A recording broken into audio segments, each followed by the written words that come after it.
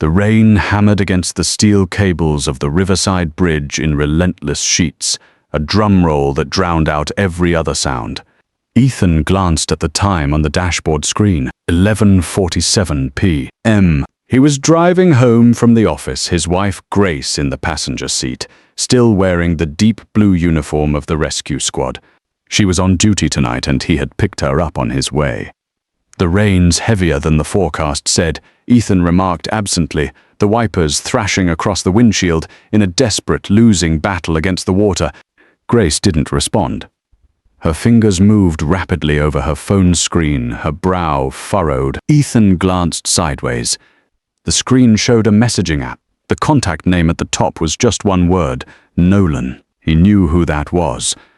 Nolan was Grace's university boyfriend, the one who had re-entered her life years later as an investor, even injecting a sum of money into her rescue foundation recently. Grace had explained it away, calling it strictly professional.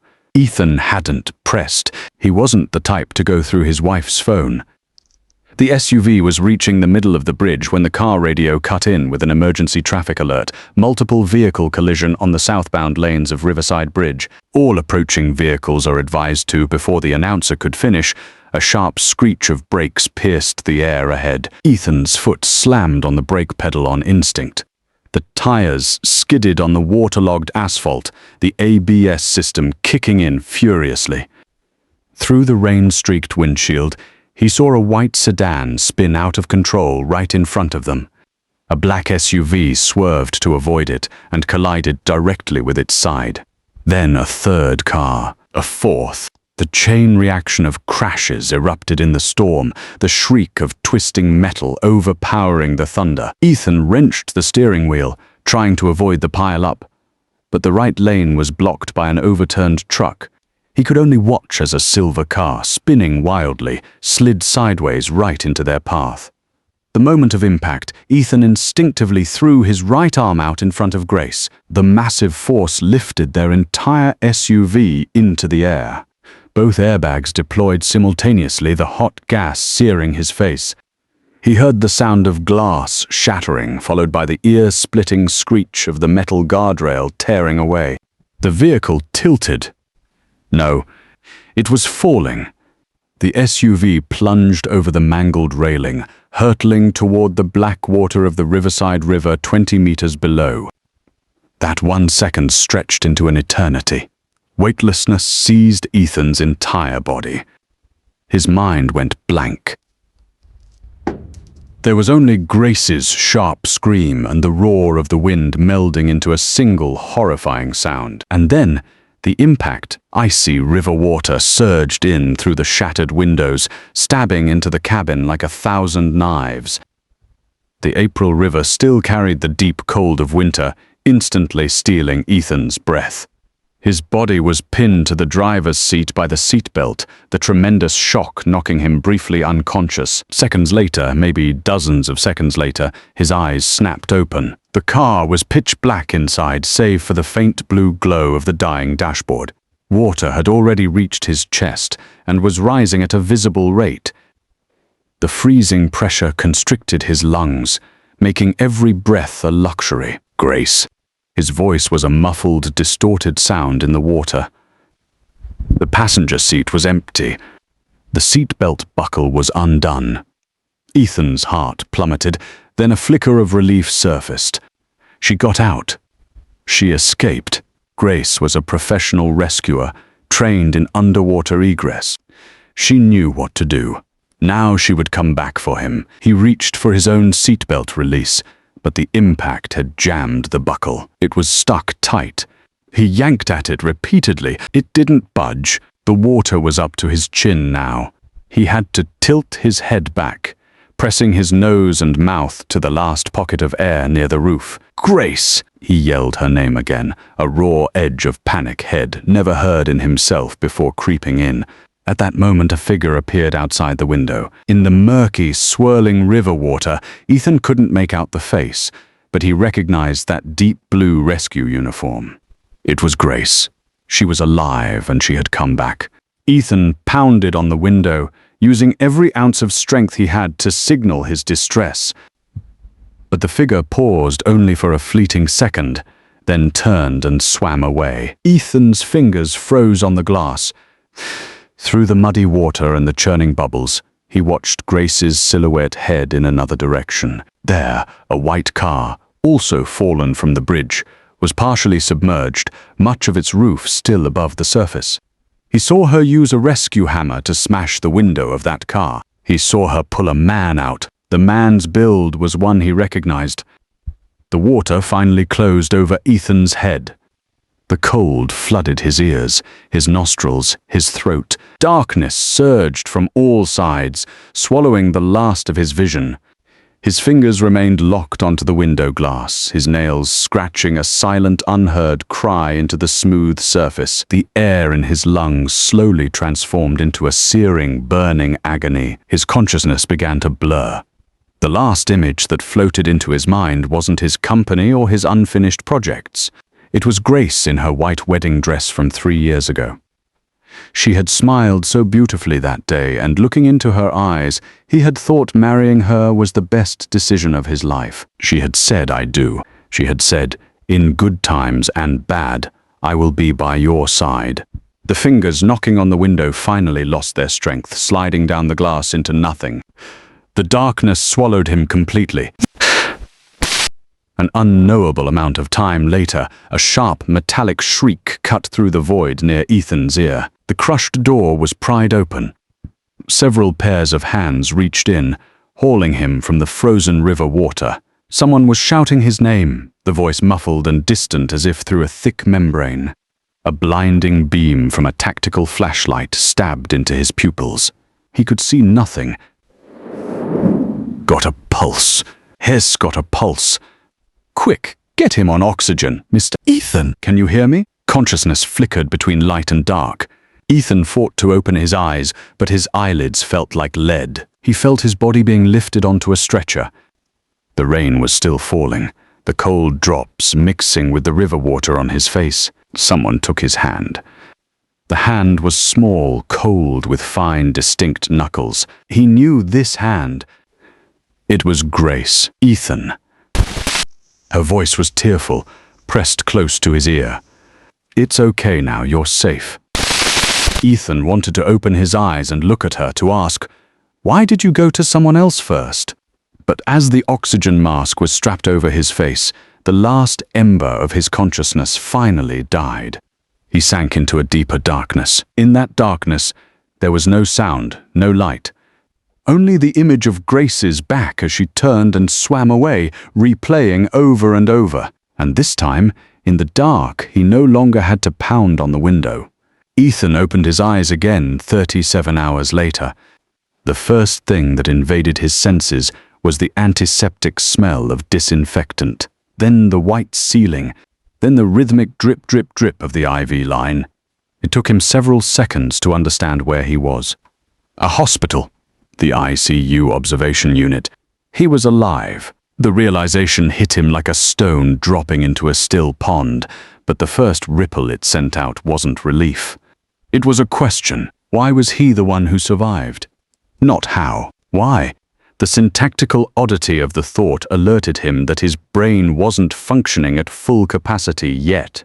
But the answer to that question seemed to be waiting right on the edge of his consciousness, ready for him to reach out and touch it. "Awake, are we?" A strange voice came from beside the bed. Ethan turned his head with difficulty and saw a middle-aged doctor in a white coat, looking over a chart. "You're a lucky man," the doctor said, setting the chart down and shining a light in Ethan's eyes. "You inhaled a lot of river water." "There is some lung inflammation, but overall, no lasting damage. Good rest for a few days and you'll recover."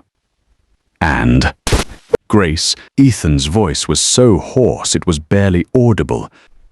"Your wife?" "She's outside. Shall I call her in?" Ethan was silent for a moment, then shook his head faintly. The doctor didn't ask questions. He gave a few more post-care instructions and left. The room fell quiet again, with only the steady beep of the heart monitor remaining. Grace was unharmed. That was to be expected. She was a professional rescuer, in better physical shape than he was, and she had exited the vehicle before him. He remembered the way she swam out, fluid without a single moment of hesitation, just like the way she swam toward that other car. Ethan closed his eyes. The image was even clearer in the dark. The murky water, the deep blue figure swimming away without a backward glance toward that distant white car with its roof still visible. He managed to extract some basic facts from the medical staff. That night, the chain collision had sent 7 vehicles into the river. 4 people died, 12 were injured. His own SUV had sunk the fastest, its entry point directly over the deepest part of the channel, over 15 meters down. Nolan's car had also gone into the river, but it had come to rest on a sandbar in water no deeper than 3 meters. 3 meters. His car at the bottom of a 15-meter channel, Nolan's beached at 3 meters, and Grace had chosen to swim to the 3-meter mark. Ethan's fingers curled into a fist under the hospital sheet. The sound of a door opening broke his train of thought. Grace walked in, carrying a thermal container. Dark circles were evident under her eyes, and she still wore her deep blue uniform, traces of river water staining the fabric. "You're awake." Her eyes were a little red as she hurried to his bedside. "How are you feeling?" "I'll go get the doctor." The doctor was just here. Ethan's voice was so calm it surprised even himself. Grace sat down on the edge of the bed and opened the container. The aroma of chicken soup wafted out. "I had my mum make it." "You should have some while it's hot." Her fingers were trembling slightly. Ethan noticed the detail, and he also noticed how she carefully avoided meeting his eyes. "Grace, how did you get out?" The question itself was a normal one, but Grace's hand paused for a second as she ladled the soup. The seatbelt buckle was jammed. "I used my rescue hammer to smash the window and dove out." Her voice returned to its steady composure as she handed him the bowl. "Then I turned back to get you, but your door was badly deformed. I couldn't open it right away. I had to surface first to get a breath." At this, her eyes grew redder. "I'm sorry. I should have been faster." The backup team arrived later and used a hydraulic spreader to pry the door open. Her account roughly covered the sequence of the accident, but it had one notable omission. In the gap between her surfacing to get a breath and the backup team arriving, where exactly did she go? Ethan didn't press the question. He simply looked at his wife's face quietly, at her red-rimmed eyes and slightly trembling lips.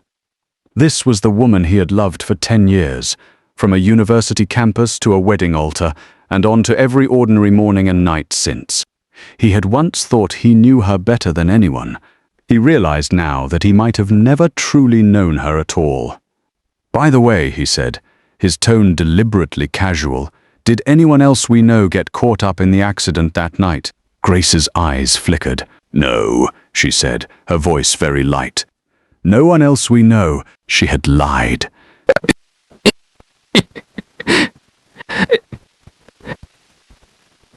Three days later, Ethan was moved to a regular ward. His physical recovery was rapid. The lung inflammation had mostly cleared up, and his voice was back to normal. But a single question was fermenting in his mind, swelling like a sponge soaked in river water. Was what he saw while he was drowning a near-death hallucination, or had it really happened? His attending physician advised him against dwelling on the traumatic event, warning it could trigger PTSD. But Ethan wasn't running from the trauma. He was chasing the truth. The turning point came on the afternoon he was moved out of the ICU. 2 people in rescue squad uniforms came to visit him. One, he recognized Leo, the deputy chief of Rescue Team 2, a young man in his early 30s who was usually warm and chatty. The other, a wiry, middle-aged man Leo introduced as Max, a member of the backup rescue unit. "Grace is on duty today. She asked me to stop by and see how you're doing," Leo said, placing a fruit basket on the bedside table. His tone was much more guarded than usual. Ethan invited them to sit, and they chatted briefly about the events of that night. Leo spoke in generalities about the rescue, complaining about the strong current and the low visibility.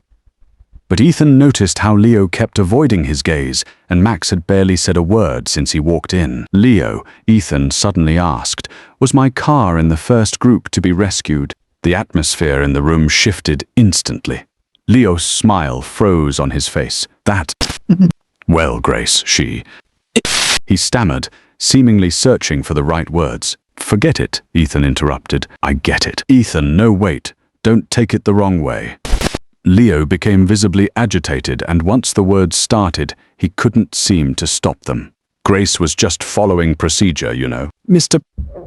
Nolan's car was beached in the shallows. It was way more convenient to pull him out first." "Leo," Max clamped a hand firmly on his shoulder.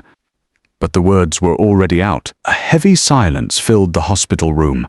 Ethan's expression didn't change.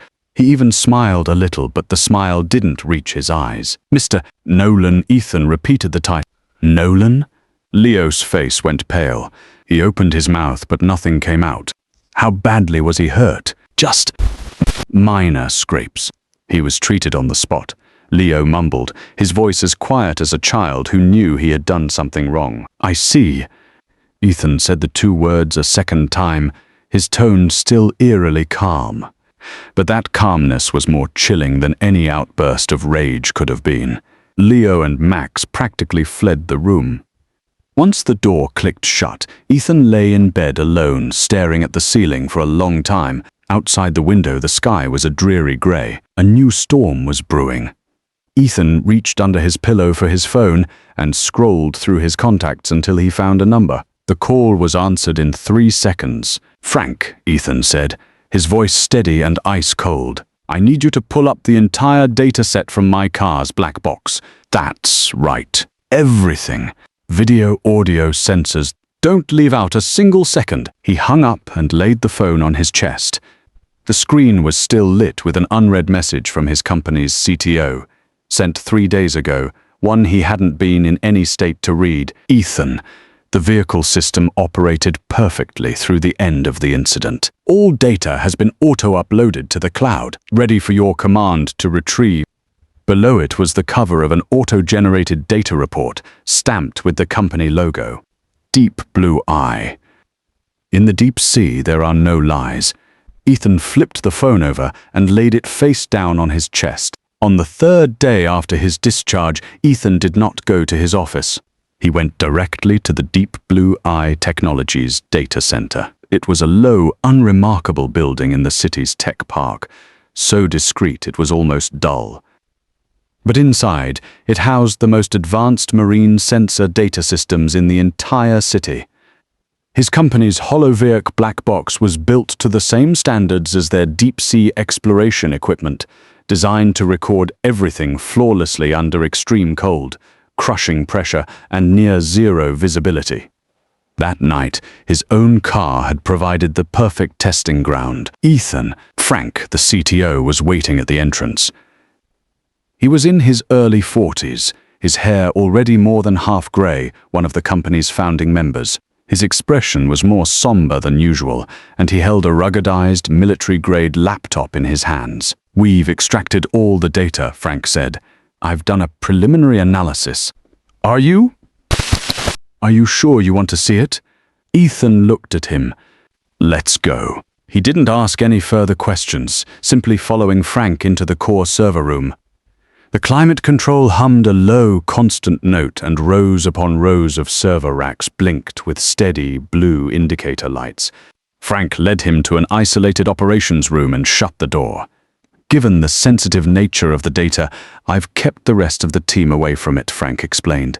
He opened the laptop, and a dense array of data panels filled the screen.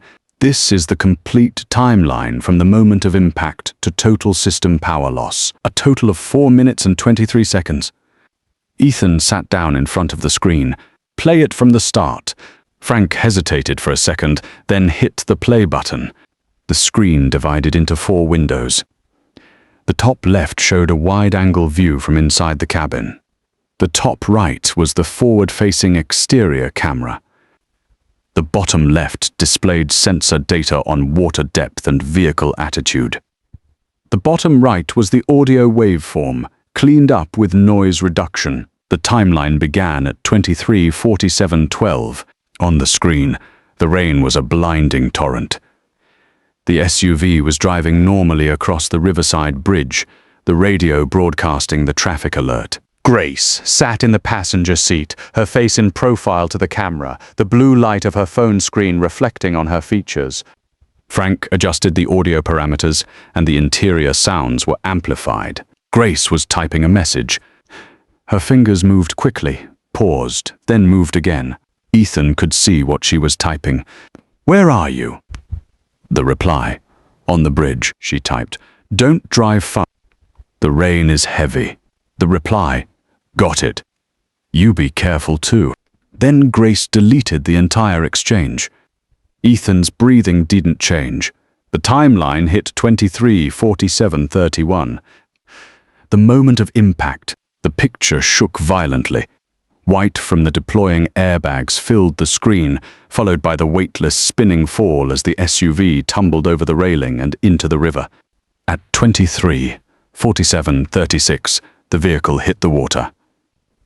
The depth sensors began transmitting data. 0 meters, 0.3 meters, 0.8 meters, 1.5 meters. The water flooded the cabin at an alarming rate. Grace's seatbelt was unclipped within 3 seconds of submersion. Her movements were far faster than a normal person's, a direct result of professional training. On the screen, she quickly retrieved the rescue hammer from the glove compartment and, without a second's hesitation, smashed the passenger side window. Glass shattered, and the river rushed. She did not look back. Not at the back seat. Not at Ethan. At 23:47:47, Grace squeezed out through the broken window, her figure disappearing into the murky, swirling water. By this time, the water inside the car had reached Ethan's chest, and he was still struggling violently against the jammed seatbelt. Switch to the exterior camera. The view changed. The front camera was partially damaged from the impact, but it could still capture a blurred underwater scene. The deep blue figure broke the surface, took a breath, and dove back down. But she was swimming away into the distance. At the very edge of the frame, the faint outline of another vehicle was visible. A white car, its roof above the water, its headlights still flickering. That was Nolan's car. Based on a cross-reference of depth sensor and underwater topography data, the water there was no more than 3 meters deep. Ethan's car was at the bottom, 15 meters down. At 23:48:03, Grace reached the white car. She used the hammer to smash the driver's side window and pulled a man out. Isolate and amplify the audio. Frank adjusted the parameters. The noise reduction algorithm filtered out most of the rushing water and rain, and then... "Nolan, don't be scared." It was Grace's voice. Clear, urgent, and carrying a tremor Ethan had never heard before. She called him Nolan. Not Mr. Nolan, not his full name. Just Nolan. She told him not to be scared. At 23:48:11, Grace was dragging Nolan toward the surface. Meanwhile, another sound was playing out inside Ethan's car. The sound of his knocking. Trapped in the back seat, he was pounding on the window with all his might. The frequency started fast and grew slower, the force going from strong to weak. The audio waveform documented it faithfully. Initially, it was a frantic thump, thump, thump, over 40 beats per minute. A minute later, it was around 10 beats per minute. Another minute, and it had faded to sporadic, single knocks. The depth sensors synced with the water level. 1.2 meters, 1.5 meters, 1.8 meters.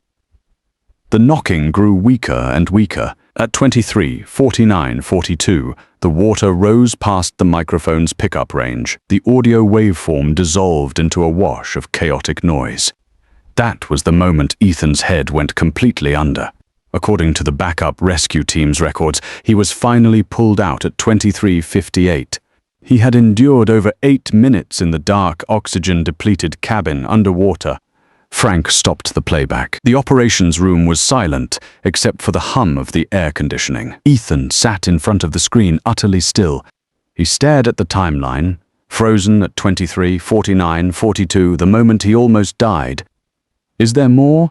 he asked, his voice sounding like it came from somewhere far away. Frank hesitated, then spoke. "There is a dispatch communication. I mean her comms with the command center after she surfaced. Play it." An audio file was brought up. It was the rescue team's internal comms channel, an encrypted signal that the black box's radio module had happened to capture on the same frequency. A male voice came first. "Commander Grace, what's your status?" "Do you need me to send personnel over?" Grace's voice, breathless. "Not for the moment. I just pulled one out." "What's the casualty's condition?" "Minor scrapes, conscious and alert. Just get him topside." "Copy that. Is there anyone left in the command SUV?" "I saw your vehicle went in too."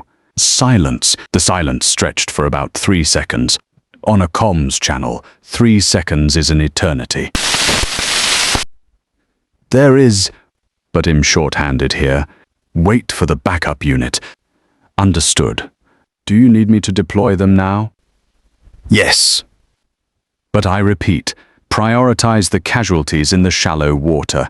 End of communication. Ethan listened to the recording 3 times in a row. The first time he confirmed every word. The second time he listened to the tone in her voice, that strained veneer of professionalism and calm, like a thin layer of ice over a dark, rushing current. The third time he focused on the sentence, prioritize the casualties in the shallow water. She knew he was in the deep water. She knew he was dying. But she still chose to save the man in the shallow water first. This wasn't a standard procedure, a risk assessment, or an optimal decision. Those were just words she used later for the public. On the real rescue scene in that encrypted comms channel, her orders were simple and clear. "Save that one first. This one can wait." That one was Nolan. This one was her husband. Ethan stood up. His movements were slow, as if his body was adjusting to a completely new kind of weight. Not the pressure of the river, but the weight of the truth. "Back up all the raw data," he told Frank, his voice as steady as a block of cooled steel, including all timestamps, checksums, and cloud logs. "Make sure every single piece of data can pass a chain of evidence verification in a court of law." Frank's expression sharpened. "You're going to sue?" Ethan didn't answer the question. He walked to the door of the operations room, his hand pausing on the handle for a second. "Frank." "Yes, deep blue eye never lies, right?" Frank looked at the founder he had worked with for 7 years. He remembered the company's mission statement from the day they started. "Record the truth. Fear no deep." "That's right," Frank said. It never lies." Ethan pushed the door open and walked out without looking back. Behind him, the screen was still lit with the final frozen data. 23, 49, 42, water depth 1.8 meters, knock frequency 0, and at 23:50:03, less than 20 meters from where he was sinking, another man was being carefully helped ashore, someone wrapping a towel around him and handing him a warm drink. That man's name was Nolan. He had only suffered minor scrapes. Grace pushed open the door to the hospital room to find Ethan already seated in a chair by the window, a laptop open in front of him. The sun had finally broken through after the rain, streaming through the window, but it didn't seem to cast any warmth on him. He wore a dark grey shirt, sleeves rolled up to his forearms. His fingers moved slowly over the touchpad, as if he were reading something of great importance. "How are you feeling today?" Grace set the change of clothes Shed brought on the nightstand, her voice cautious, almost artificial. "Much better." Ethan closed the laptop and looked up at her. This was the first time in 3 days that Grace was alone with her husband while he was fully awake. She was in her rescue uniform, hair pulled back in a tight, neat ponytail. She looked every bit the capable rescue commander, but her eyes were restless, as if she was afraid of seeing something in Ethan's face that she didn't want to face. "Grace, let's talk." Ethan's voice was even. He gestured to the chair opposite him, inviting her to sit. As Grace sat down, she noticed a silver portable hard drive on the nightstand, a deep blue eye label stuck on it. Her professional instinct immediately told her what it was. The data storage for the vehicle's black box. Her fingers curled involuntarily. About that night, Ethan began getting straight to the point. There are a few things I'm not clear on. I was hoping you could help me sort them out. Go ahead. According to rescue protocols, when there are multiple casualties, a commander should prioritize the target with the highest probability of survival. Is that correct? Grace nodded, her expression shifting back into professional composure. Yes, it's a fundamental principle.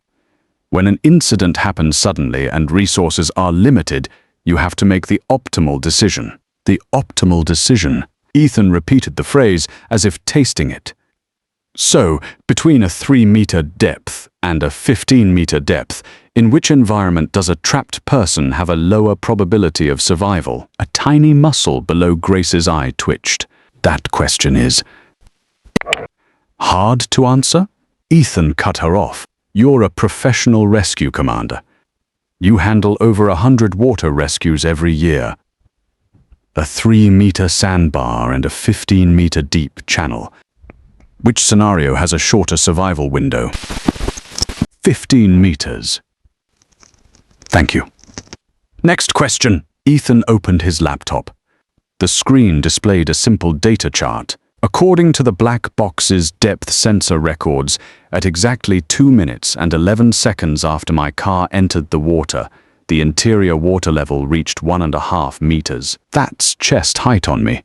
At that exact same moment, the water level inside Nolan's car was 0.3 meters, just over his ankles. He lifted his gaze and looked his wife directly in the eyes. A man with water up to his chest versus a man with wet ankles.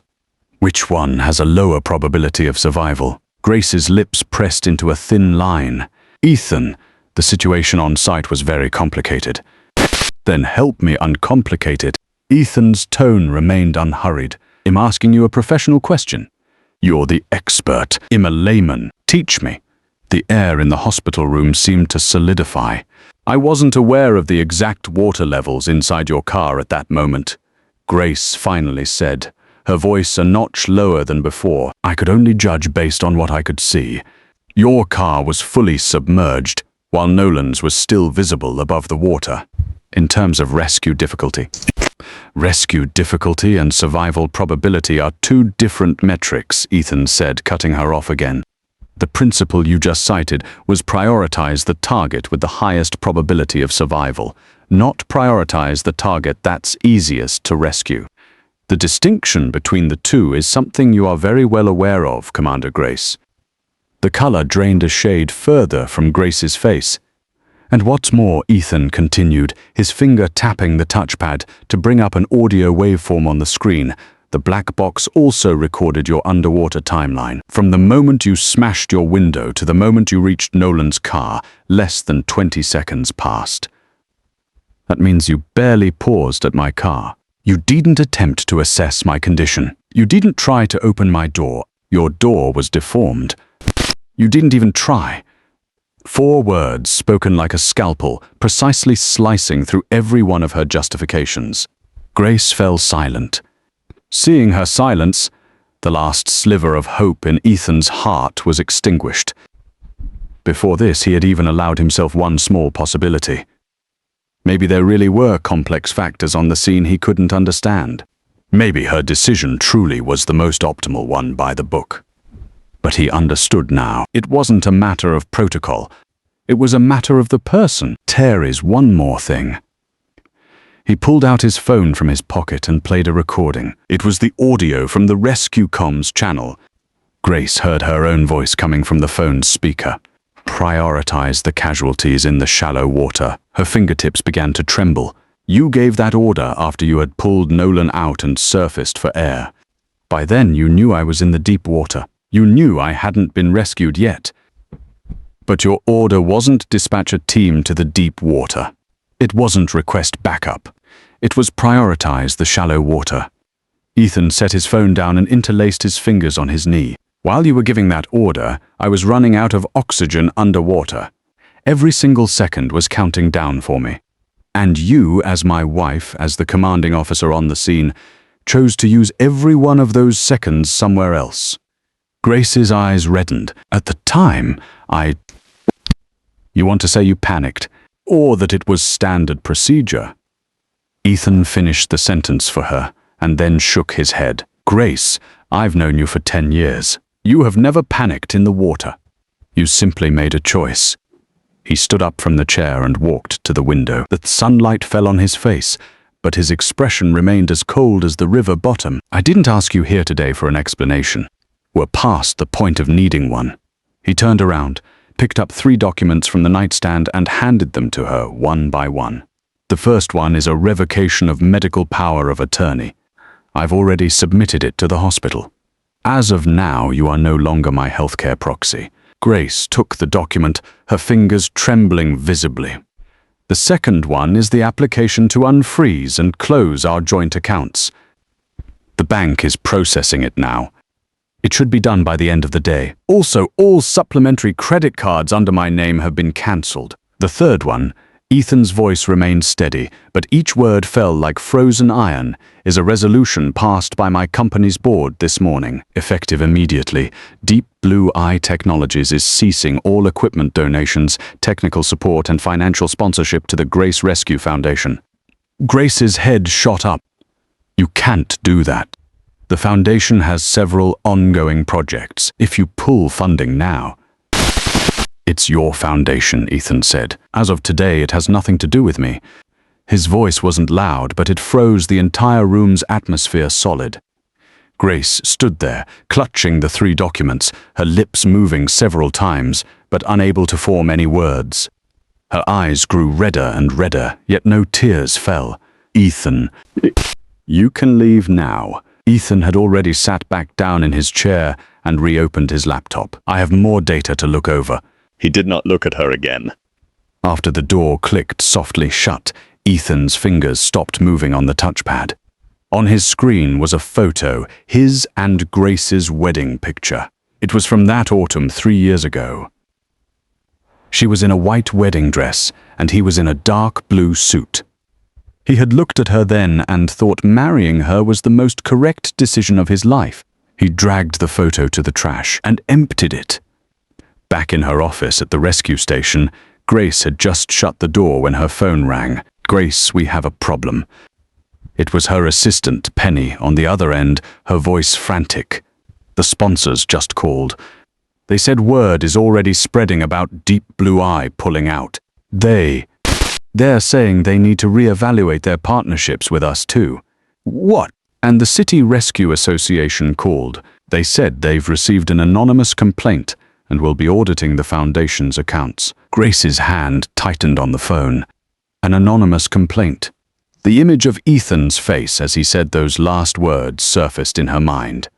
That calm wasn't acceptance, and it wasn't release. It was the stillness of a massive, silent storm gathering its power. She suddenly realized those 3 documents were only the beginning. Outside her window, it began to rain again. This year's rainy season seemed like it would last longer than any before. Julian walked into the conference room to find Ethan already waiting for him, having been there for 10 minutes. Julian was the most elite divorce and property litigation attorney in Riverside City.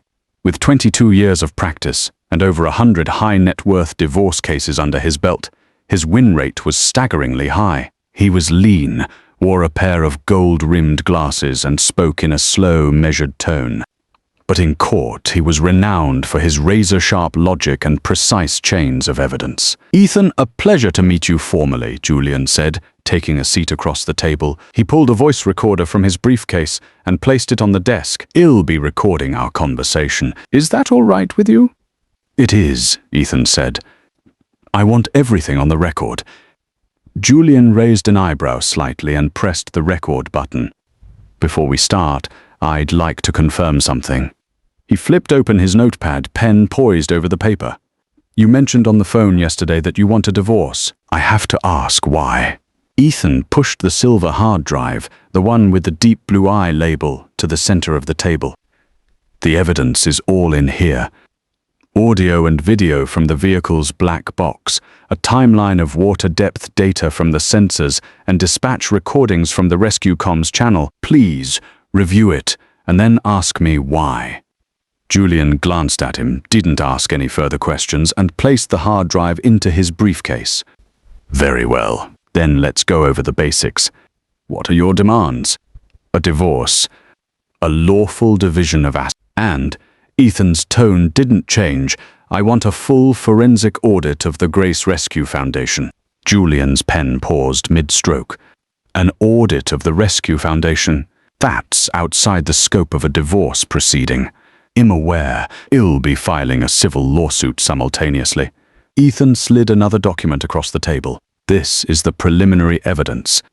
The Foundation's financial statements show that last year, a sum of $420,000 was paid to an entity called Nolan Investment Consulting for equipment procurement. The legal representative of that company is a man named Nolan. Julian was silent for a moment.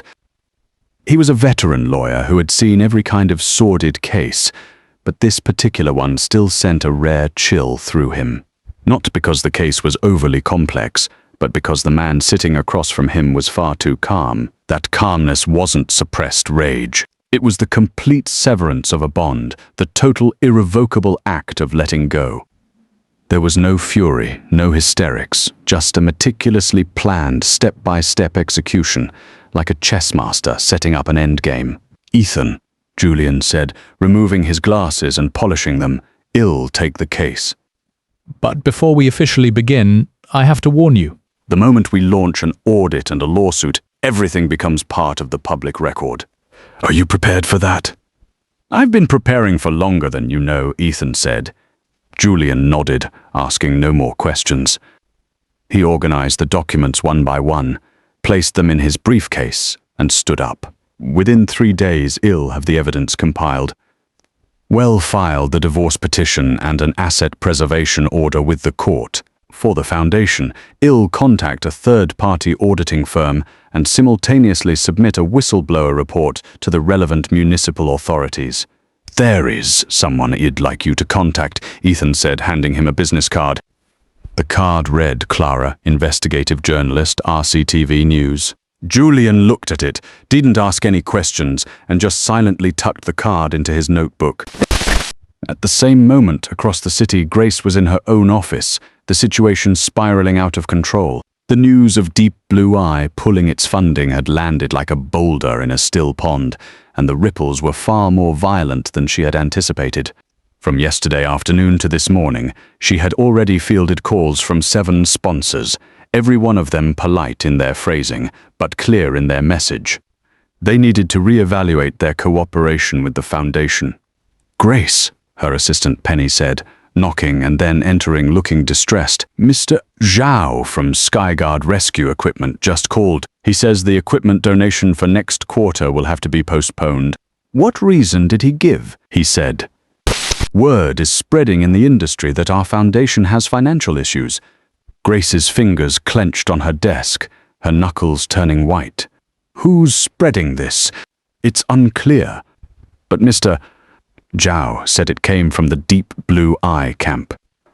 Grace took a deep breath, forcing herself to stay composed. She picked up her phone and scrolled to Ethan's number. Her call log showed her last 3 calls to him had all gone unanswered. Her messages on the chat app had, since yesterday, been marked with nothing more than a hollow grey read. She hesitated for a second, then finally pressed the dial button again. The line rang and rang. The number you have dialed is busy. Please try again later. Grace put the phone down and leaned back in her chair, closing her eyes. It wasn't as if she didn't know what Ethan was doing. This was how that man always operated. He could be silent for ages, but once he made a decision to act, he would see it through to the very end. His company was called Deep Blue Eye. In the deep sea, there is no room for error. It was their product philosophy, and it was the man himself. And now that eye was fixed on her.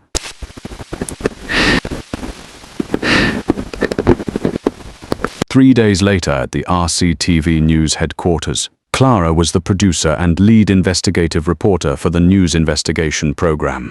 a 15-year veteran known for chasing down hot-button issues and uncovering deep truths. She was in her editing suite now, an audio waveform playing on the big screen in front of her. Where did this come from? She asked Julian, who was seated across from her. Provided by my client, Julian said, adjusting his glasses. The raw data has been authenticated and notarized, and a forensic data lab has verified its integrity. There are no cuts, no edits, no tampering. Clara didn't respond, just played the recording again. The line from the rescue comms channel, prioritize the casualties in the shallow water, echoed through the editing suite over and over. The personal information of the involved parties will need to be redacted, Julian added. We're not trying to sensationalize a personal marriage issue. We're questioning the compliance of a rescue decision. I understand, Clara said, hitting pause and turning her chair. But this is a sensitive topic. The rescue service is a highly trusted public institution. If we run this, we need more than enough evidence to back it up. It's not just the audio. Julian pulled a folder out of his briefcase. These are the black box's water depth readings. At the same moment in time, the deep water vehicle had 1.5 meters of water inside. The shallow water vehicle had 0.3.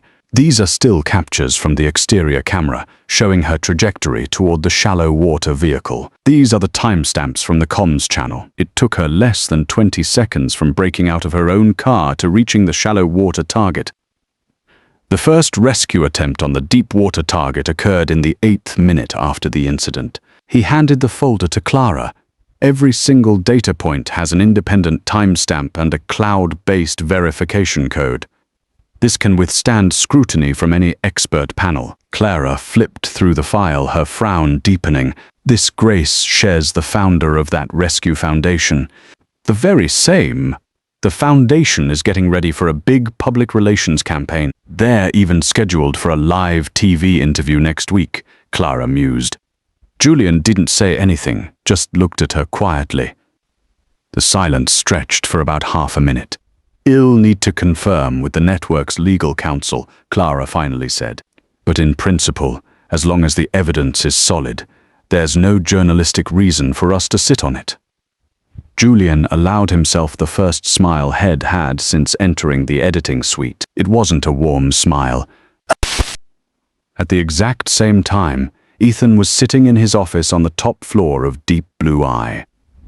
Before him, a massive, curved monitor displayed the work his tech team was doing. They were rendering the black box data into a three-dimensional visual model synchronized with the timeline.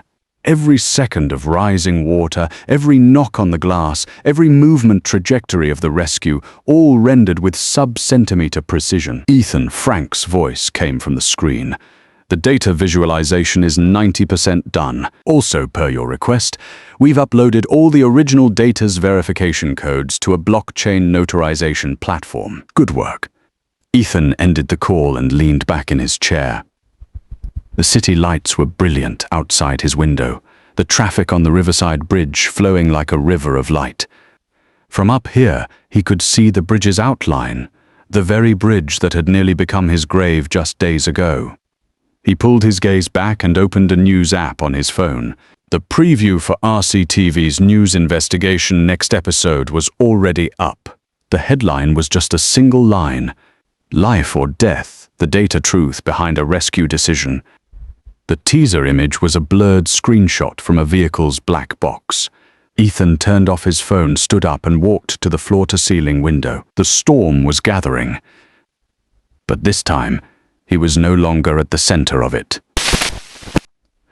Grace saw the news preview while she was stuck in a conference room dealing with the mess of sponsors pulling out. When Penny showed her the phone, her first reaction was disbelief.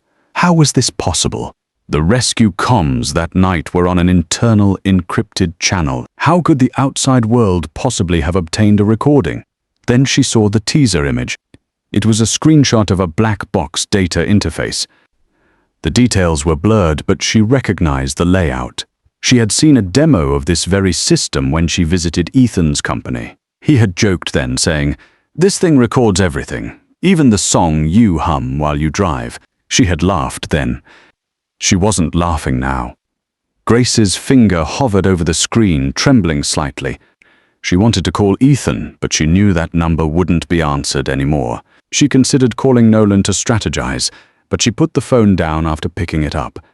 She suddenly realized that the most unseeable part of this entire mess was precisely her relationship with Nolan. Her phone rang. It was the TV station calling. "Ms. Grace, this is Clara from News Investigation. Regarding the rescue decision on the night of the bridge collapse 3 days ago, we have a few questions we'd like to verify with you." Grace hung up. The fluorescent lights in the conference room were blindingly white. They made her look exhausted. Outside the window, another storm was massing in the sky. 10 minutes before the live broadcast began, Grace sat in a makeup room at the RCTV studio staring at her own reflection.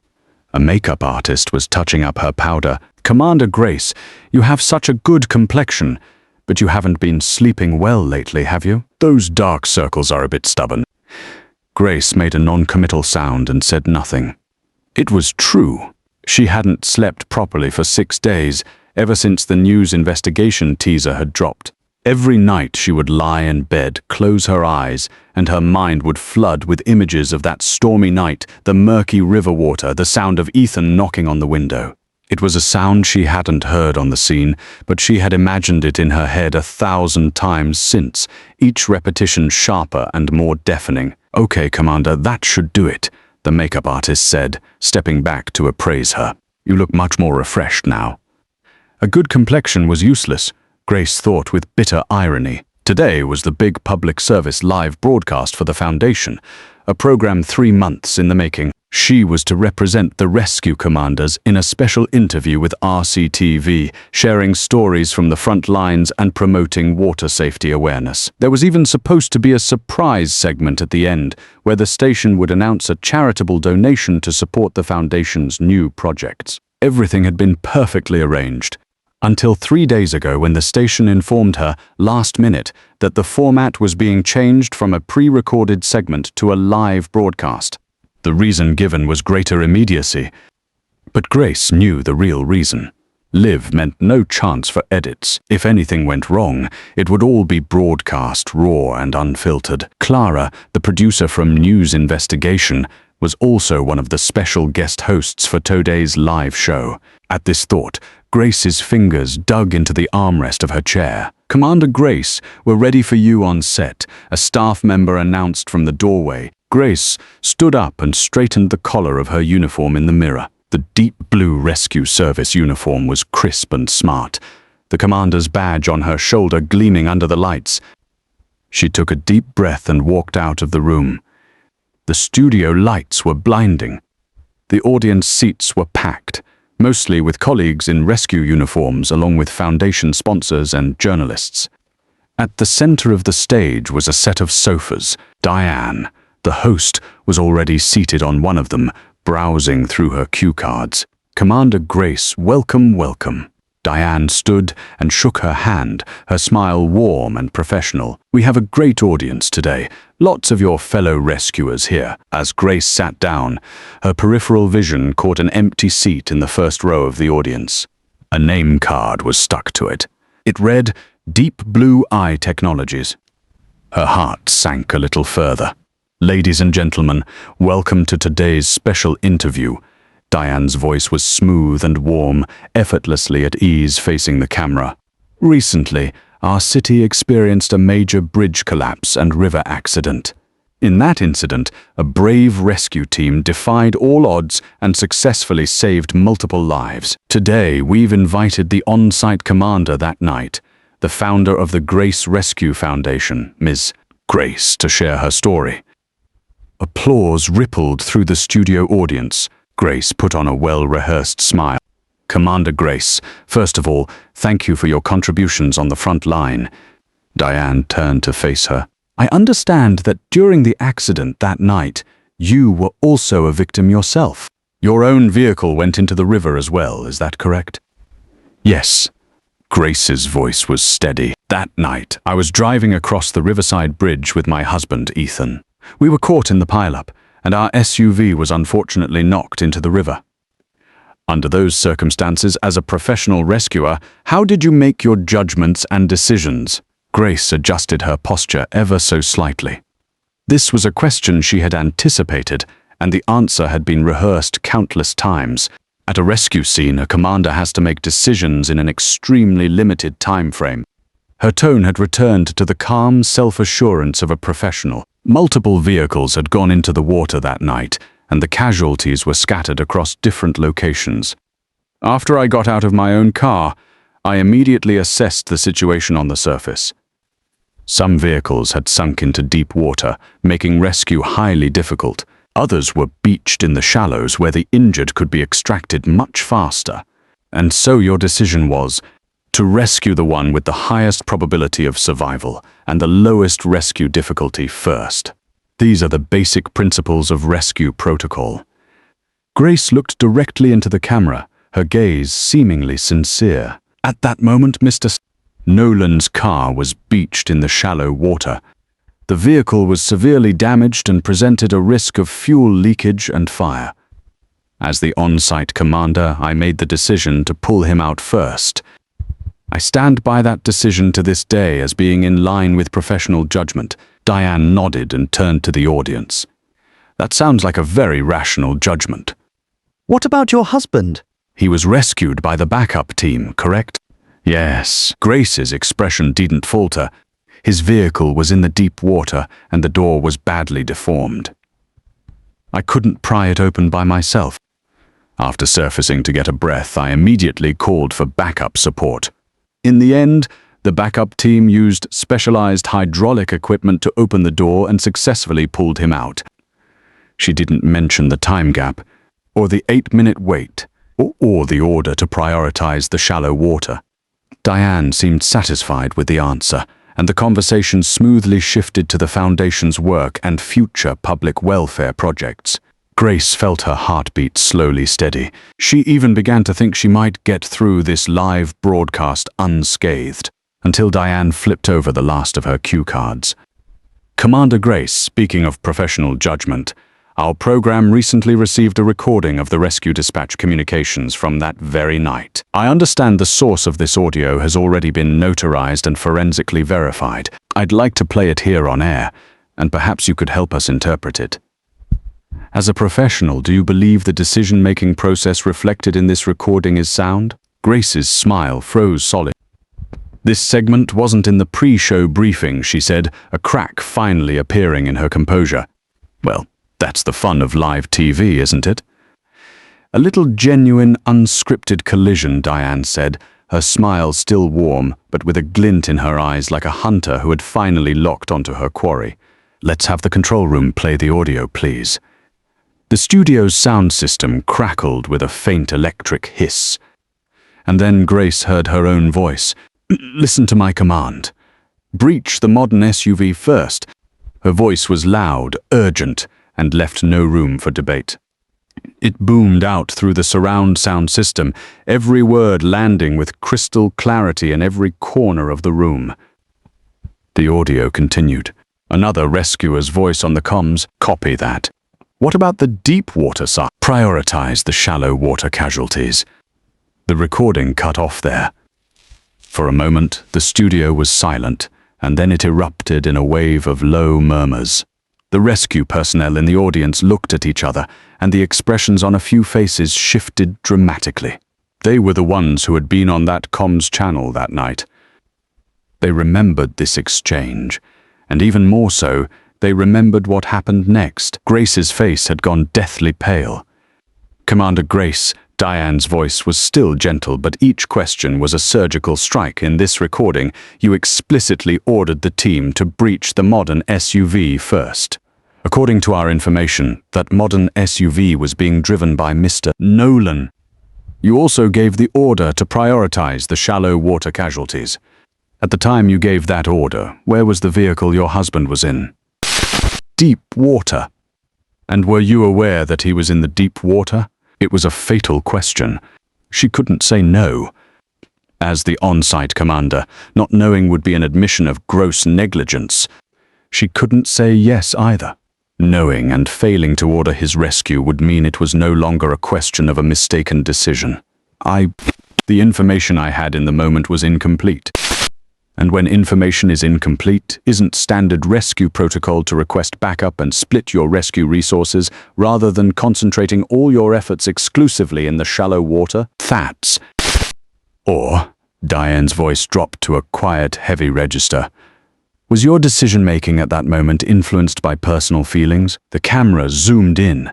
Every viewer in the city saw the look on Grace's face at that instant. The trapped, cornered panic of someone with no way out. She opened her mouth wanting to say no, but she couldn't. Because the moment that recording had played, she knew she had already lost. The words she thought were locked forever on an encrypted comms channel. The orders she thought no one else would ever hear were now being broadcast into every home. She glanced almost involuntarily at that empty seat in the front row. The 3 words on the name card, deep blue eye, gleamed under the studio lights like a cold, unblinking eye, silently watching her. Grace's voice finally broke, all steadiness gone. In that moment, I admit I was influenced by personal feelings. The second she spoke those words, she felt something inside her shatter completely. The murmuring in the studio erupted into a chaotic clamor. People were taking pictures, making phone calls. Several sponsor representatives had already gotten up and were walking out. Diane was trying to maintain order, but the situation was completely out of control, and all of it live. Grace sat on the sofa, the deep blue uniform still crisp, the commander's badge still shining, but she suddenly seemed diminished, like a person trapped under a relentless spotlight with nowhere to hide. Her phone vibrated in her pocket. Nolan's number. She silenced it. It vibrated again. She silenced it again. On the 3rd vibration, she glanced down. It wasn't Nolan. It was the name of a law firm, Julian and Associates. The text was one sentence. Ms. Grace, my client, Mr. Ethan has filed for divorce and a civil suit concerning foundation assets. Legal documents will be served to you today. Please be advised. The hand holding Grace's phone fell limply to her side. The studio lights were too bright. She couldn't keep her eyes open. On the other side of the city, Ethan turned off his TV and gently placed the remote on the coffee table. His expression was unchanged. Outside his window, the storm that had been brewing all day finally broke, the rain coming down in torrents. 47 minutes after the live broadcast ended, Nolan published a statement on social media. By then, Riverside City's local online forums were already on fire. Topics like rescue commander plays favorites and saves ex before husband had been trending all afternoon, racking up millions of clicks. Grace's admission during the live interview, I was influenced by personal feelings, had been screenshotted, screen recorded, and analyzed frame by frame, spreading like wildfire across every chat group. Nolan's statement hit like a can of gasoline poured onto a raging fire. The full text wasn't long, but its wording was carefully calculated. It began with deepest sympathies for all those injured in the accident. Then, as one of the involved parties, he expressed the need to clarify the facts for the public. The final, most devastating paragraph read as follows. After the rescue, Ms. Grace communicated with me on several occasions, urging me to align my story with hers, and claimed to the public that the rescue decision that night was based purely on standard operating procedures, with no personal factors involved. As an ordinary civilian, I could only defer to the commander's professional judgment at the time and complied with her request. But the truth is, I have been deeply troubled by this. I must honestly tell everyone that Miss Grace did display a clear act of favoritism that night, and I feel profound regret and unease over the matter. The statement was posted at 2:15 p.m. By 2:20, Nolan's statement was the #1 trending topic. By 2:30, Grace's assistant Penny burst into her office and thrust her phone screen in front of her. Grace had locked herself in her office for 4 hours. After returning from the TV station, she had pulled the blinds shut, silenced her phone, and sat alone in her chair, staring at the outstanding Rescue Commander Award on the wall. She hadn't even changed out of her deep blue uniform, the badge still glinting on her shoulder, but her eyes were deeply sunken, as if something had hollowed her out from the inside. How can he say this? Penny's voice trembled with anger. Grace that night. He was the one who first yelled, "Grace, save me." And now Hez saying Hez deeply troubled. Grace took the phone and read Nolan's statement, word by word. Then she laughed. The sound sent a chill down Penny's spine. It wasn't a happy laugh, nor a bitter one. It was the laugh of someone who, after being completely and utterly betrayed, had every last defense collapse. "Hez scared," Grace said, her voice hoarse like sandpaper on glass. "Hez scared, I'll drag him down with me, so Hez throwing me under the bus to save himself. You have to respond." Penny urged, "If you don't, everyone will only see his side of the story." Grace was silent for a full minute. Then she picked up her phone and called Nolan's number. To her surprise, he answered, "Grace, Nolan, what is that statement supposed to mean?" Her voice was low, so low Penny could barely hear it, urging me to align my story. Deeply troubled. "That night, when you were in your car yelling my name, did you feel troubled then?" There was a silence on the other end. Then Nolan's voice turned cold, the usual smooth, gentlemanly tone gone, replaced by naked self-preservation. "Grace, calm down. In this situation, if we go down together, we both go down harder. If I put out a statement to clear my name, at least I can still help you from the outside." "Help me from the outside," Grace's voice finally snapped. "You paint yourself as an innocent civilian I coerced, and you call that helping me? What did I say that was false?" Nolan shot back, his tone a cold blade. "Did you or did you not decide to save me first that night? Did you or did you not tell me, 'Don't be scared'? Did you or did you not ask me afterward to say it was all standard procedure? Grace, you did those things, not me. I just accepted your rescue." "Accepted my rescue?" Grace repeated the words, her voice as light as a feather. But that feather was balanced on a knife's edge, and it cut deep. "And the reason I was trapped in that car was because of who?" Her voice suddenly rose. "Why was I even on that bridge that night? Because you told me you just got back from a trip and asked me to pick you up. That message is still on my phone. Grace, the rain's too heavy, I'm scared to drive. Can you pick me up?" "I brought my husband with me, drove across half the city to get you. And after the accident, She stopped. Then she said the fact she hadn't even dared to admit to herself. "To save you, I almost killed my husband." Nolan was silent on the other end. That silence was more damning than any excuse, because silence meant admission. It meant he knew every word she spoke was the truth, and he had never for a single moment intended to bear any of the weight of its consequences. "Grace," Nolan finally spoke, his voice soft, so soft it sounded like a goodbye. "This didn't have to blow up like this. It was your own husband who gave the recordings to the media, not me. The person you should be hating isn't me." And then he hung up. Grace's hand, still holding the phone, dropped to her side.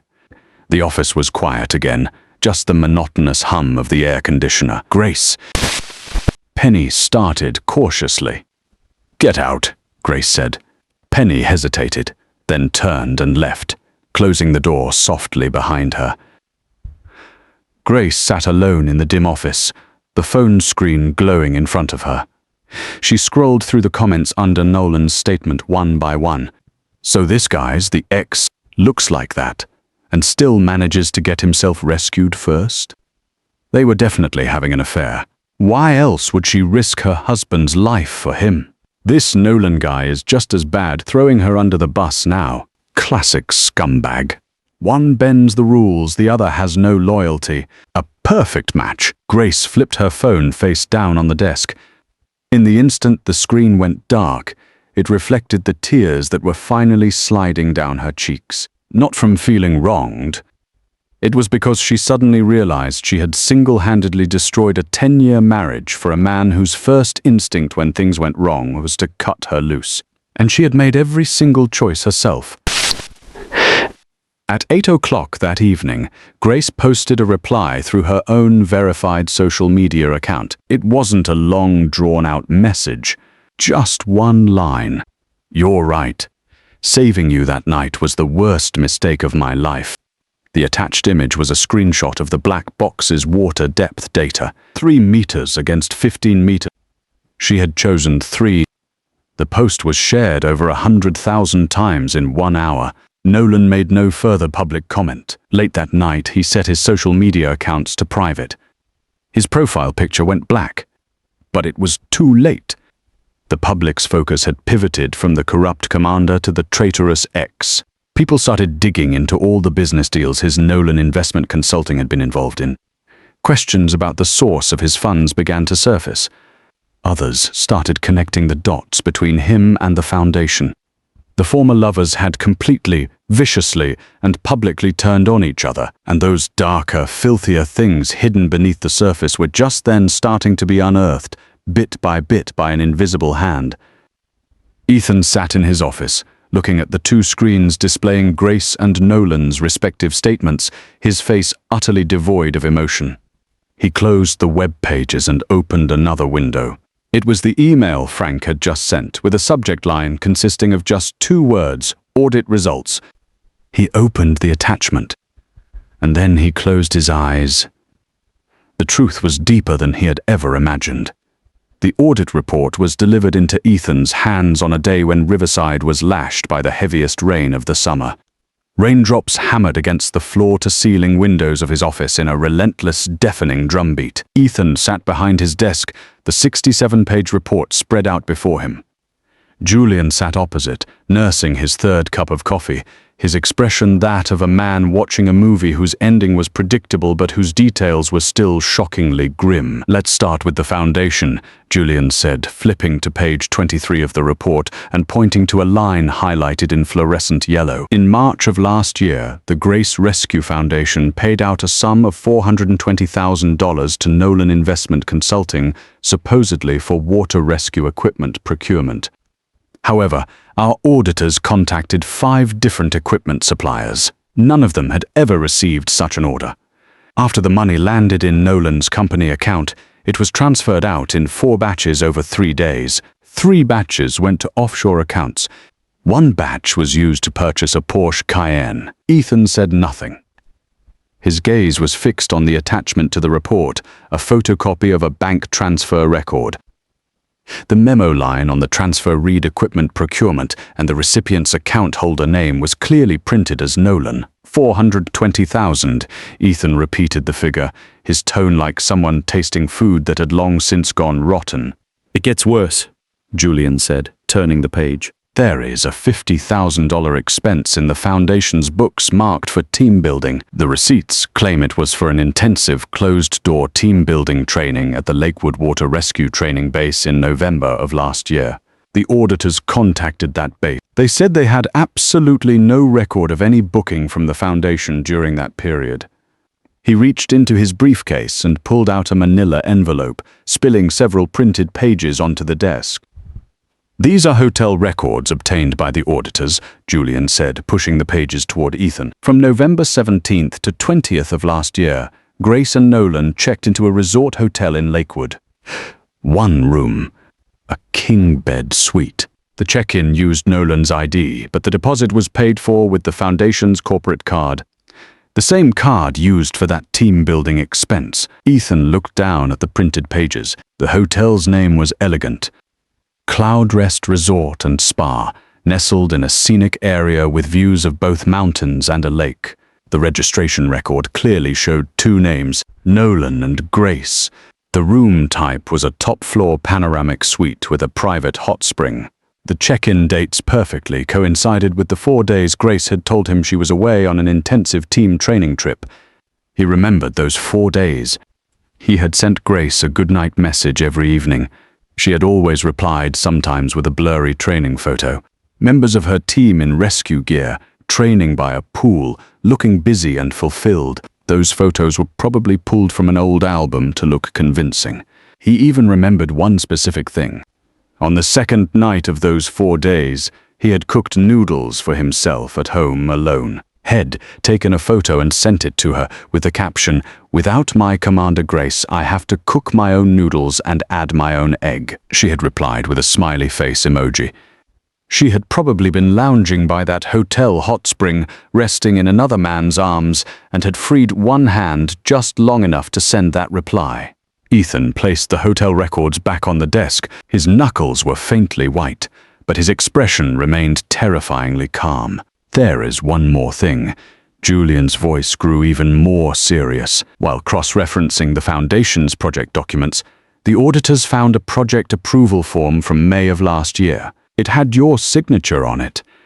The problem is, the project that was approved subsequently applied for a funding disbursement of $80,000, and the project completion report shows that this $80,000 was ultimately also funneled to Nolan Investment Consulting. He pulled the original copy of the document from his briefcase and laid it on the table. "This is your signature," Julian said, pointing to the signature line. Ethan glanced at it. The signature line bore a fluid, practiced Ethan that looked almost exactly like his own, but he was a tech man with a near-pathological sensitivity to detail. In his real signature, he had a tiny, almost imperceptible habit. The crossbar on a particular letter had a minuscule inward notch, a quirk only someone very close to him would know. This signature on the document didn't have that notch. "I didn't sign this," he said. "I know," Julian said, adjusting his glasses. "A handwriting analysis has already been done. It's confirmed as a forgery. Furthermore, the timestamp shows this document was signed on May 12th of last year. And on that day, I was at an industry conference in Chicago." Ethan finished the sentence. "There are complete conference records and flight logs to prove it." Julian was silent for a moment, then said quietly, "So the question is, who forged your signature?" The answer was self-evident. Few people had access to samples of Ethan's signature. Even fewer could have gotten their hands on his personal seal for Foundation documents. And only one person had a motive to funnel that $80,000 to Nolan Investment Consulting: Grace or Nolan. Or both of them together. Ethan leaned back in his chair, staring at the ceiling, silent for a long moment. The rain outside was getting heavier, the water streaming down the glass and blurring the city lights into distorted, shapeless blobs. Those lights, twisting in the water, looked like they were sinking into some bottomless depth. He thought back to May of last year. He was in his hotel room in Chicago, video calling Grace. The signal wasn't great, the picture cutting in and out, but Grace's smile was clear. She told him the Foundation's projects were going smoothly, told him not to worry, to focus on his conference. She had ended the call with a blown kiss to the camera. That same night, alone in his Chicago hotel room, he had opened his laptop and written a recommendation email for the Foundation's new project, offering their company's technical solutions to her for free. He thought he was helping his wife achieve her dream. In reality, he was helping his wife and another man steal his own money. Julian's voice broke the silence. From a legal perspective, the evidence we have now is more than enough. The misappropriation of Foundation funds, the fraud involving your forged signature, and the marital misconduct, any one of these 3 things is sufficient to support your divorce petition and a claim for civil damages. For Nolan, he can't escape criminal charges for forgery and fraud. As for Grace, he paused. On the matter of the Foundation's financial misconduct, as its legal representative, she bears at minimum managerial responsibility. If it can be proven she was directly involved in the forgery and the illegal fund transfers, then she's facing a lot more than just a civil lawsuit and administrative penalties. Ethan stood up and walked to the floor-to-ceiling window. The stormy nightscape was a blur of lights, the river a silent, dark torrent. "Julian," he said, "I want all of this evidence compiled and formally submitted to every relevant body. The court, the prosecutor's office, the Municipal Foundation Regulatory Bureau, the City Rescue Association's disciplinary committee. Don't leave a single one out. Understood?" And one more thing, Ethan added, anonymously send copies of the hotel records and the forged signature document to every investment firm currently in talks with Nolan. Julian's pen paused for a fraction of a second. This maneuver was in a legal gray area, but its destructive potential was unquestionable. He looked up at Ethan as if to say something, but finally just nodded. Very well. After Julian left, the office fell back into silence. Ethan sat back in his chair and clicked on a folder on his computer desktop. Inside was a photo he had extracted from their wedding video. The resolution wasn't high, but Grace's smile was clear. The white of her wedding dress was dazzling, and the look in his own eyes as he watched her was unwavering. He moved the mouse over the file. Right-click, delete. The system popped up a confirmation window. Are you sure you want to delete this file? He pressed enter. The rain continued to fall outside. The river was a sheet of utter blackness, broken only by the lonely running lights of a passing barge, dragging a fleeting luminous scar across the water's surface. He had finally seen the bottom of that abyss, and all he had to do was walk away before it swallowed him. On the day the official disciplinary notice was served, Grace was in her office at the rescue squad, packing up her personal belongings. It was an office she had occupied for 9 years. The walls were covered with certificates and silk banners of commendation she'd received over time. Group photos with her team members were arranged on her desk.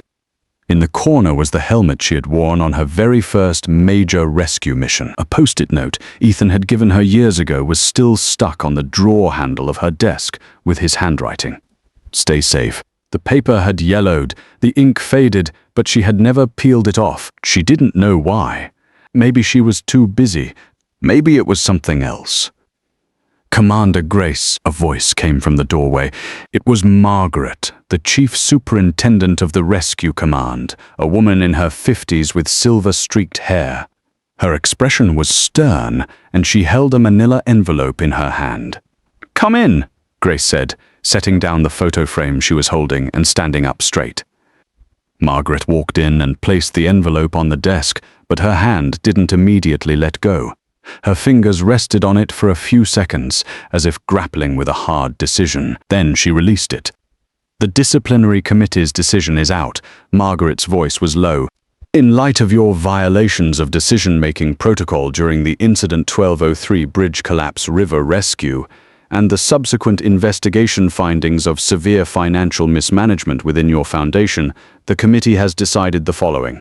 You are hereby removed from your position as rescue commander, and your urban water rescue license is revoked, effective immediately." Grace stood there, motionless. She had imagined this result. From the night of the live broadcast, she had known this day would come. But now that the notice was actually in front of her, she felt something in her chest shatter. It wasn't her heart. It was something deeper than that, the very thing that had kept her standing tall for 9 years. "Can I appeal?" she asked, her voice so steady it surprised her. "You can," Margaret said. "But you know the evidence is indisputable. The audio, the black box data, the audit of the foundation. The chances of a successful appeal are very slim." Grace fell silent. In addition, Margaret's tone grew even more serious regarding the matter of Nolan forging Ethan's signature to defraud the foundation of funds. The investigation team has already handed their materials over to the district attorney's office. As the legal representative of the foundation, you may be required to cooperate with the subsequent investigation. While there is currently no evidence that you directly participated in the forgery, your approval signature on that $420,000 illegal disbursement is genuine. The approval signature is genuine. These words cut through Grace's heart like a rusty knife, slowly and painfully. She remembered that day. Nolan had come to her with a stack of documents, saying there was a batch of imported rescue equipment that needed to be purchased at a very good price, but they had to push the paperwork through quickly. She had said she needed to discuss it with Ethan first. Nolan had told her head already communicated with Deep Blue Eye, and that the project approval form had Ethan's signature on it. She had glanced at the signature. It truly looked like Ethan's handwriting. She hadn't thought twice before signing off. She knew now that the signature was a fake. And the reason she hadn't thought twice was that it had never crossed her mind that Nolan would lie to her. How ironic. "I understand," Grace said, taking the envelope. "Is there anything else I need to sign?" Margaret looked at her, as if she wanted to say something more, but in the end, she just sighed, shook her head, and left the office. Grace set the envelope on the desk, not opening it right away. She went back to packing her things. The certificates, the banners, the photos, the helmet. Every item felt heavy in her hands, as if 9 years of her life had taken on physical weight. She placed them carefully into a cardboard box, her movements slow, as if she were afraid of breaking something. Her phone rang. It was her mother, Helen. Grace hesitated, then answered, "Grace." Her mother's voice was devoid of any discernible emotion. "Your father and I. We saw the news." Grace's hand tightened around the phone. "Mom, Don't speak, just listen." Her mother cut her off. "Your father's blood pressure spiked again last night. We had to take him to the emergency room. The doctor said it was brought on by emotional stress." Grace's eyes immediately welled up. Is Dad okay now?" "Hez stable." Her mother's voice suddenly cracked, and through that crack came not anger, but something far heavier. Disappointment. "The first thing your father said when he woke up was that the proudest thing in his life was that his daughter became a rescue commander." Grace, how do you expect your father to ever say that again to his old colleagues? That sentence was heavier than any disciplinary action. Grace opened her mouth, but no sound came out. We called Ethan's side. Her mother's voice regained its composure, but it was the composure of ice. "He told us everything. The hotel records, the forged signature, what you said on the live broadcast. Mom, those things. Your father says you shouldn't come home for a while. He needs to rest." The line went dead. Grace's hand holding the phone fell. The office was deathly quiet, just the occasional moan of the river wind outside the window. She stood there, surrounded by boxes, and realized she was using every last ounce of her strength just to keep herself from sinking to the floor. A commander must not cry in the office.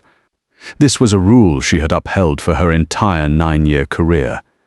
A rescue commander could not shed tears in front of her subordinates because tears could shake morale, could make you look weak. But she suddenly realized there were no subordinates left in this office, and as of tomorrow she would no longer be in this office either. She finally sank down. The divorce decree arrived 3 weeks after the disciplinary notice. The court accepted every piece of evidence Ethan's team submitted. The black box data, the comms recordings, the audit report, the hotel records, the handwriting analysis. Grace raised no objections. Her lawyer's statements in court grew shorter and shorter, until they were little more than no objection, Your Honor. The result of the asset division was that Grace was left with almost nothing. The foundation was ordered into liquidation, its remaining funds to be returned to donors or transferred to other compliant charitable organizations. After paying her legal fees and the foundation's liquidation costs, her personal savings were almost entirely depleted. Walking out of the courthouse, Grace met Ethan on the steps. This was the first time they had come face to face since the divorce proceedings began. He wore a dark grey suit, with Julian standing beside him. He looked thinner than the last time she saw him, but there was a clarity in his eyes she hadn't seen before. Not hate, not anger, but the profound peace of someone who had completely let go. Grace desperately wanted to say something. She wanted to say she was sorry, that she knew she had been wrong, that she had regretted it every single night for the past 3 months. But her mouth opened, and all that came out was a dry, ragged Ethan. Ethan stopped and turned to look at her. His gaze rested on her face for 2 seconds. In those 2 seconds, she saw a flicker of something complicated pass through his eyes. Not longing, but a faint, distant sense of pity, as if he were looking at a person he once knew very well but could no longer recognize. "Take care," he said. Then he turned and walked down the steps without looking back. Grace stood on the courthouse steps, watching his figure disappear into the crowd. The late autumn wind cut right through her coat. She shoved her hands in her pockets and her fingertips brushed against a small, cold piece of metal. It was her commander's badge. She no longer had the right to wear it, but she still carried it with her out of habit and as a reminder of everything she had once possessed and everything she had single-handedly destroyed. She turned and walked in the opposite direction. The steps were long. She walked them very slowly. Behind her, the courtroom doors were closing. Ahead of her, the grey sky stretched on, featureless and endless. 6 months later. It was March in the coastal town where Ethan had relocated, and the sea breeze carried the first real warmth of spring. Ethan's new office was in a low, grey-white building right by the waterfront. From the floor-to-ceiling window directly opposite his desk, he had an unobstructed view of the wide, open bay. Moored in the bay was his company's newly launched test vessel, the words Deep Blue Eye painted on its hull. The logo was an eye staring into the deep, its pupils shimmering with data points of light. Relocating the company was his first decision after the divorce. The old office in Riverside City was too close to the Riverside Bridge. Every time he drove past it, his eyes would instinctively flick to the railing, the section that had been smashed and re-welded, its newer paint a scar that never quite healed. This was better. Before him was not a river but the sea. It wasn't about struggling in a narrow channel anymore. It was about sinking and rising in a vast open bay. The metaphor felt right to him. Today was a special day. The final sea trial for the company's next-generation deep-sea probe had just been completed, and all data had passed its validation check. He had personally overseen this project for 8 solid months, involved in every single aspect from sensor precision to data transmission protocols. Frank had remarked it was the most invested head ever seen Ethan in a project, even more so than when they developed the first vehicle black box. Ethan knew it wasn't a coincidence. The river had taught him a hard lesson, and he had poured that lesson into a product for the sea. The pressure in the deep ocean was far greater than in any river, the data transmission infinitely more complex. But he wanted to tackle the hardest challenge of all, because the hardest things he had found were the least likely to lie to you. There were 3 light knocks on his door. "Ethan, a letter for you," his assistant said, entering and handing him a simple manila envelope. No return address, but the postmark is from Riverside City. Ethan took the envelope, and his assistant left. It was an ordinary envelope, brown-yellow paper, his address handwritten on it. He recognized the handwriting. Grace's. In 10 years, he had seen her writing countless times. On shopping lists, on work logs, in birthday cards, on their wedding invitation. That distinct, slightly left-leaning slant, the little quirks in her lettering. It was unmistakable. He opened it. Inside was a single sheet of folded letter paper. The paper was good quality with a faint, woody scent. He unfolded it, and the familiar writing flooded his vision. "Ethan, I've started this letter many times. Every time I pick up the pen, I feel there's so much to say, but I realize it's all too late. So try to keep it brief. I've spent the last 6 months doing nothing but remembering and reflecting. Reflecting on that decision that night, on our 3 years before, and on how I ended up on that path. I have no intention of making excuses for myself. What was done wrong is simply wrong, and I deserve the consequences. I only want to tell you one thing. I remember all the good you did for me in those years. Every late night you worked, every time you quietly helped me when the foundation was in trouble, that recommendation letter you wrote for me from your hotel room in Chicago. I didn't cherish those things then, but now not a day goes by that I don't replay them in my mind. You never know what you have until it's gone. It's a cliché, but I only now truly understand what it means. I know this letter won't change anything. I'm not asking for forgiveness. I just wanted to tell you that wrong decision on that stormy night is the deepest regret of my life. Not because it cost me my job, my license, my reputation, but because it cost me you. It's a lesson that took me 6 months to learn. I wish you all the best. Grace. Ethan finished the letter. He read every word to the very end. He leaned back in his chair, the paper in his hand, his gaze drifting out the window to the bay. The sea was shimmering. The test ship was making a slow turn in the distance, its flag snapping taut in the sea breeze. A few seagulls trailed in its wake, searching the churned white water for fish. In the past 6 months, he had rarely thought of Grace, not as a conscious act of suppression, but because his mind genuinely didn't go there. The first month or two after the divorce, he had buried himself in work from 7 in the morning until 11 at night, collapsing into bed the moment he got back to his apartment. Frank said he was numbing himself with work. He had said no, he was just making up for lost time. He later realized he was telling the truth. He wasn't numbing anything. He genuinely didn't care anymore.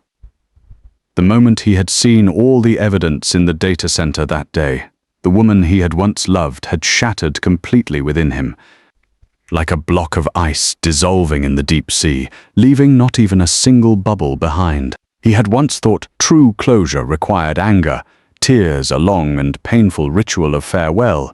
He understood now that it required none of those things. True closure was an ordinary afternoon, sitting in a chair and realizing that a person no longer occupied any space in your heart, like a tide receding cleanly and completely, leaving not a trace. Ethan placed the letter on his desk and then pulled open a drawer. At the very back of the drawer was a paper envelope, its contents cleared out during the move from his old office.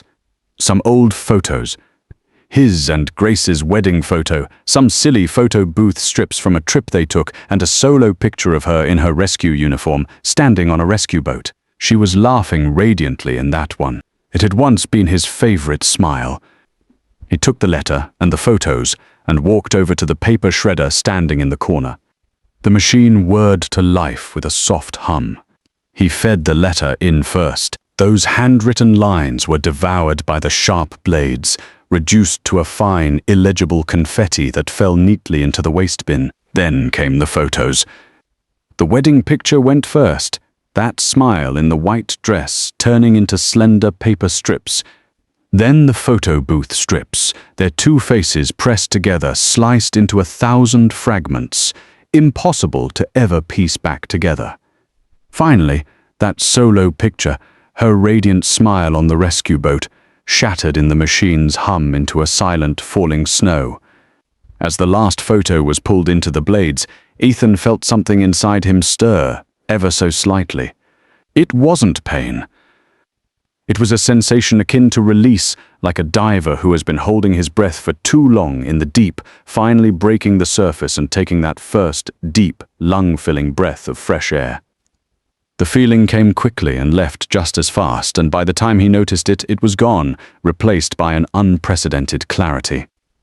He switched off the shredder, walked back to his desk, and opened his computer. An email from Frank was at the top of his inbox, the subject line reading Sea Trial Data Validation, all passed. He opened the attachment, and dense data tables filled the screen. Depth, temperature, pressure, signal attenuation rate, bit error rate. Every number was precise, every metric was met, with no fuzzy areas and no space for anyone to manually tamper with it. In the deep sea, there are no lies. He picked up the phone and dialed Frank. Frank, I've seen the data. Tell the team to prepare for mass production. After hanging up, Ethan stood and walked to the floor-to-ceiling window. Sunlight scattered on the sea, fracturing into 1,000,000 points of gold. In the distance, the test vessel had finished its last run and was slowly turning back to port. A long white wake trailed behind it, a clean line across the dark blue water that stretched, spread, and finally dissolved into the waves. He thought of that stormy night, the icy feel of the muddy river water flooding the cabin. Those moments underwater, desperately pounding on a window that brought no response. He had thought then that it was the end of his life. He knew now that it was a beginning leading to a deeper, truer, and infinitely wider sea. Deep Blue Eye's new product line was launching next month, with market forecasts already tripling their initial projections. The company had just secured 2 overseas orders, and the team had grown from 40 to 80 people. Last week, he had been up all night on the test vessel with his team, debugging the equipment. A young, newly hired engineer had asked him, "Ethan, Why are you so obsessed with data accuracy in deep-water environments? Most of our competitors find it's more than good enough for shallow water. He had thought for a moment and replied, because in deep water, a single data error can be fatal. In the shallows, you can still rely on your own two eyes. In the deep, you can only rely on the data, and the data must never lie. The young engineer had nodded, mulling it over. Ethan would never tell that young man that the answer held a story all his own. He turned from the window and walked back to his desk. In the waste bin next to the shredder, the fine confetti of paper lay silently, like a silent private snow that had fallen just for him. He didn't look at that bin again. He had a meeting with a client to discuss the application of their deep-sea probes in the port of Singapore. Tonight, he was having dinner with Frank and a few old colleagues to celebrate the success of the sea trial. Tomorrow morning at 6, he would be on a boat heading out to sea for the first live deep-water test of the new product. His calendar was full, leaving no empty space for the past. Ethan picked up his suit jacket, draped it over his arm, pushed open his office door, and walked out without looking back. At the end of the hallway was a window facing the sea.